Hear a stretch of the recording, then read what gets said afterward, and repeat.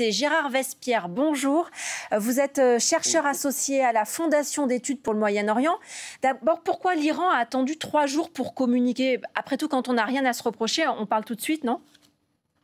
Eh bien, parce qu'il y a eu des accusations qui ont été portées depuis les États-Unis, justement, contre les gardiens de la Révolution et une liaison possible entre ces gardiens de la Révolution et l'auteur de l'attentat. Alors, il n'est pas inutile de rappeler qui sont ces gardiens de la Révolution. Ils ont été créés par l'imam Khomeini 3 mois après son arrivée au pouvoir, n'est-ce pas, en 1979. C'est une armée politique, idéologique et une armée complète avec des forces de terre, de l'air et de mer, 150 000 hommes à peu près, donc totalement dévoués au régime et avec une division spéciale pour les opérations internationales, la tristement célèbre force Al-Quds. Al-Quds voulant dire le lieu, donc bien sûr symboliquement Jérusalem. Donc voyez-vous, s'il y a des décisions à prendre pour des interventions internationales et dans l'esprit idéologique et religieux du régime, eh bien effectivement, ce sont les gardiens de la Révolution, directement ou indirectement, qui peuvent être appelés à intervenir pour faire, en l'occurrence, respecter et mettre en œuvre une fatwa. Pourquoi l'Iran a intérêt aujourd'hui à se démarquer de l'agresseur en disant on n'a rien à voir avec lui? Bah, écoutez, je crois que c'est la position toujours de l'Iran. Vous savez, quand il y a eu des missiles envoyés depuis le sol iranien sur l'Arabie saoudite, ce n'était pas l'Iran. Donc c'est une position politique, effectivement, je dirais permanente de l'Iran de se désengager après d'éventuelles interventions.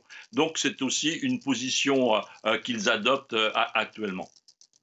Ils disent quand même que Salman Rushdie méritait d'être blâmé et même condamné.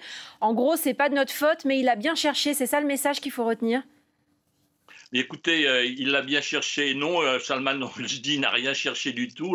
La fatwa a été lancée par l'imam Khomeini lui-même en 1989. Donc, voyez-vous, il y a cette racine de conflit et d'opposition entre Salman Rushdie et le monde musulman, et en particulier donc les Iraniens chiites qui ont voulu cette fatwa, car ils ont été les seuls à la lancer. On comprend, d'après ce que vous nous dites, que ce message-là est celui du pouvoir politique et religieux, pas forcément celui de la société civile iranienne.